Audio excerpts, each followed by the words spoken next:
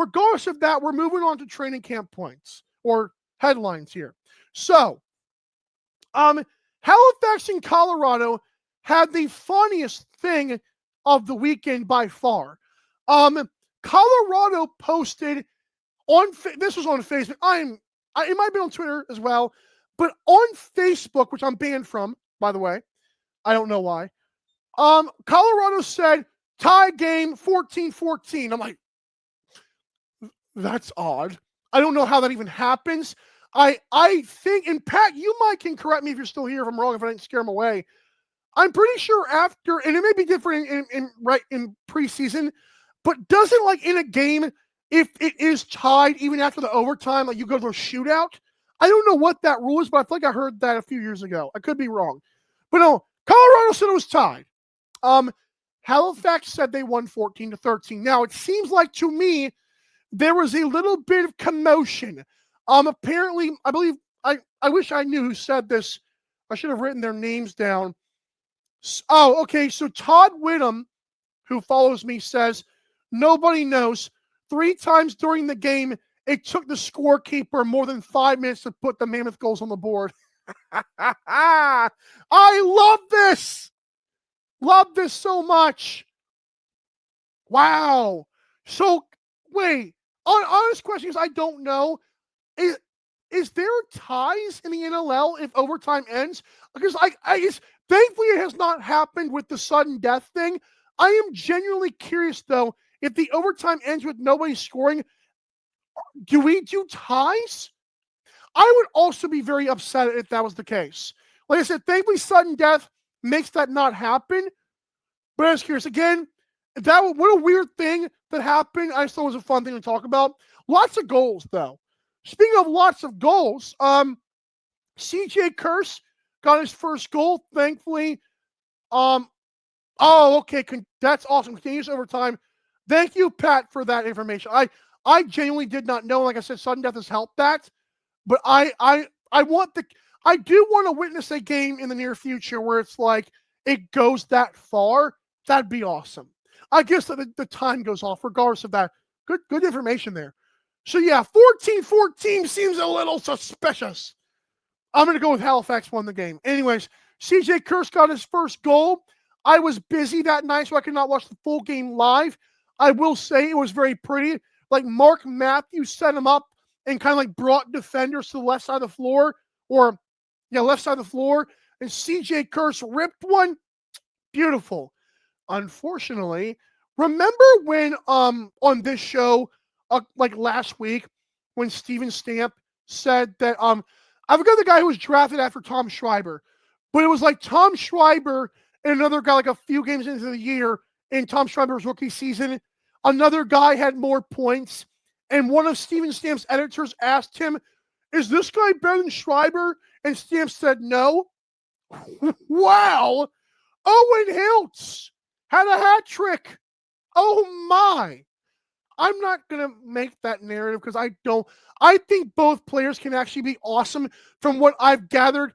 I know Pat does the scouting. I know Stamp does the scouting. I am very curious if Owen Hiltz is also awesome. Wow, what a first 2 draft picks. But that was a bang for them. Kieran McCardle, that's right, was the one with Tom Schreiber. Thank you again. Pat, was information galore. But yeah, Owen Hiltz and CJ Kirst, we're not starting that argument. I thought it was an interesting thing how quickly that came up after Stamp said that. Great stuff. Great content on Daily Dive. I meant to make a reel out of that. Oh, Buffalo Bandits puppy guarding. Oh my. Shout out. I think it's Buffalo Sports Club. I love these guys. PK. I don't know why I was the other guy's name. It's Phil and PK. They do a lot of like Buffalo sports and a lot of Bandits stuff as well. I, on Twitter, had to fire up the people. Calgary Roughnecks posted a video. Great ball movement. McIntyre to Gauthier. Nice goal. Now, Matt Vince is not playing in this moment. I don't know if he played at all. For the record, in that game, Cody Jansen did say, and he just scattered the social media, but he did post it. Calgary won this game 13-6. All right, so Calgary posted that video of a nice job working the crease. And I said the Buffalo Bandits defense without puppy guarding suddenly a Swiss cheese city. And to be fair, I think the goalie made a great effort trying to get a save there, but it is very interesting watching Paul Dawson, and I didn't look at the name of the other defender. They're like, they want to be there, but they don't. It's like, Like, again, those power play kills, I'm telling you right now, folks, we don't want to talk about it because I believe Buffalo is going to find a way to win a championship if they are that good, which they have been for 3 years, make no mistake. And I loved it. The history of a three-peat, I loved it because the Chiefs couldn't pull it off, the Kansas City Chiefs, and I was mad for it. But that looks a lot different. And it might be a power play. I'm not sure. That looked a lot different than what we saw the last 3 years. And to Brett Fruit's credits, he went on OTCB before the new rule was actually enforced. And he said that it was not a Buffalo Bandits rule, even though myself and Teddy and Pat have called it that, just saying. I called it the puppy guarding rule. That was what I first called it. I think my first year of Daily Dive. I will say, during a penalty kill, that's a big deal. And it looks like that might have been the situation there. Oh, Cam Weers was our defender. Yeah, so there you go. The penalty kill. And again, guys, I'm not saying, obviously, you do these things to make that work, but it is very intriguing as a fan of the game to see how Weers and Dawson and I think Matisse played some defense last year. Spanger, so many guys can play on that team. I'm so intrigued to see how they manage that. Because when it's 5-on-4, man, oh boy. Fun stuff. And NLL Plus, I'm not going to hate. I just really wish. Oh, by the way, Buffalo Sports Corrective says, how has this been up an hour? My tweet and no one has commented. Thank you for doing the Lord's work. Fire your fans up. I want to see how they react. I love it. No, but NLL Plus, I wish we wouldn't make graphics. I'm just asking the social media department of the NLL one thing here. Can we what's the word?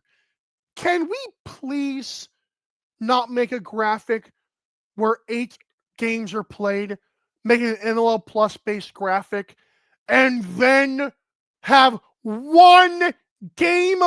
Come on, man. Come on. I'm glad the one game was available.